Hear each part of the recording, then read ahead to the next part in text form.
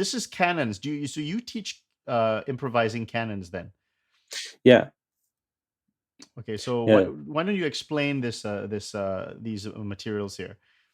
Well, I thought it was a nice topic to talk about as well, because improvised canon, we usually encounter it, for instance, in Peter's book, but also in Barnabé's book, as this graph with how many steps you can go up and how many steps you can go down, etc. And people should kind of memorize a mathematical formula on how.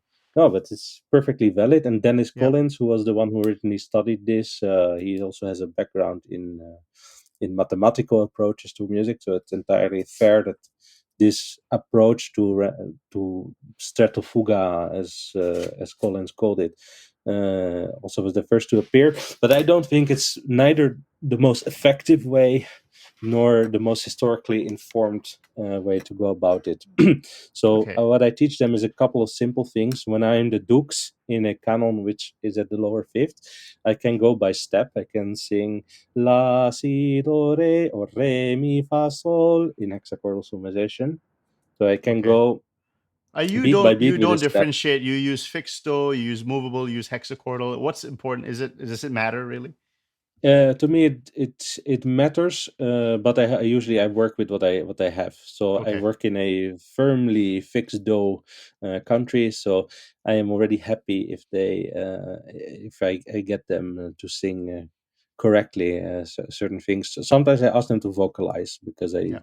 think it's also sometimes better than all the time singing a lot of do re mi fa sol la mi re. But You have a preference though. well, my ideal, of course, in this kind of situation would be to sing re mi fa sol, because it's the Okay. same solmization for both parts, and that's what Ah, we usually end up doing anyway. Even if we use fixed do, is that I ask the follower to follow also the solmization of the first part, right, so right. you can kind of blend a system they're already familiar with since they're children with an approach in hexachords. Okay. Okay. Um, and then what I teach is basically movements. So you can go up re sol mi la ut fa re sol, and this can be sung in different ways. Re sol mi la fa re sol, and you have learned one way of going up. Then you can learn. It can teach you a way to descend. Uh, Dee dee da do da dee dee do dee da do dee da do do dee da dee da do da dee. So you see the what they call, I think, cala di terza in the later sources. That it's a kind of a stuffed descent of thirds, but it's a scale. And for all these patterns, I try to teach them directly with the diminution attached, because Is it this gives. Renaissance or is this galant music? No, this is technically Renaissance. All these things, they appear in the late 15th century and get Yeah. really used throughout the 16th century. What is the difference, I think, with Baroque music? And let's first talk about Baroque music, maybe not Okay. such a galant, is that the desire to vary disappears at certain point. So these sequence patterns, they exist in Brumel. So really, in the end of the 15th century, they already exist.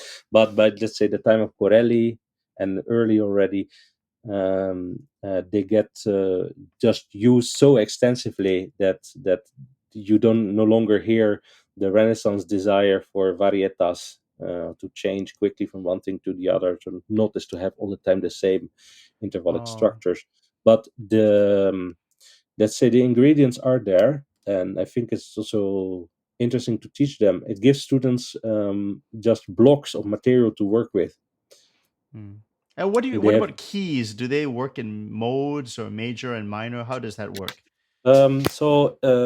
They do work in modes, and I think with canons, especially with fifth canons, I tend to restrict using it to a D mode or an F mode. So the D mode is the principal ancestor of minor, you could say, but it has the particularity of the sixth degree that is either flat or sharp, depending on which fifth you need to get pure. Um, and works very well because you can have a comes in D and a dux in A, or the inverse. So both parts are fine, and the same goes for F mode. So the Lydian mode, in which you can have a dux in F and a comes in C, and the Mhm. inverse, and it works also very well. I watched So the I guess the early music sources video on modes, and my sense of what what I thought the video was saying was that there was generally no fixed continent wide way of approaching modes. So is there some standardization of thinking in terms of modes, or how do you decide on one standard? um, I don't really decide on one standard. I tend to explain to students that different authors class mode in different ways. Okay. So by this time in the 16th century, you also have a 12 mode system. Um, but the only traditional core of thinking about modes was the octoegos, the 8 modes, Okay. which is of course tied to chant. But that's the one thing that everybody would have known. So I tend to use also a bit neutral language. I say D mode. I might say protus or deuterus, or this kind of terms that maybe people are not familiar with. I try to avoid a little bit saying Lydian, Mixolydian, because it can lead to also people that are familiar with jazz, for instance, to think Mm. about it in a bit different way than I would like. Um, What's the so different way? it's a Because I know I have negotiation. that I totally know that jazz background, the sharp, the raised fourth. So what do you Yeah. what's the difference? Well, it's exactly that, the raised fourth. You imagine that this fourth is somehow an unnatural part of the diatonic system, and also because you can place it just on any pitch.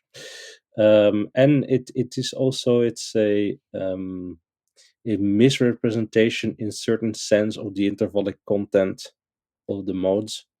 So if you think of Dorian as being sort of D minor but without the leading tone, Yeah. for contrapuntal music that already doesn't work, because very often you're going to have a C sharp, and you're going to have all the time B Right, flats, right. That's because true. they're Yeah. simply part of, like when I sing Gaudeamus in Gregorian chant, I already have a C bemol, a B flat.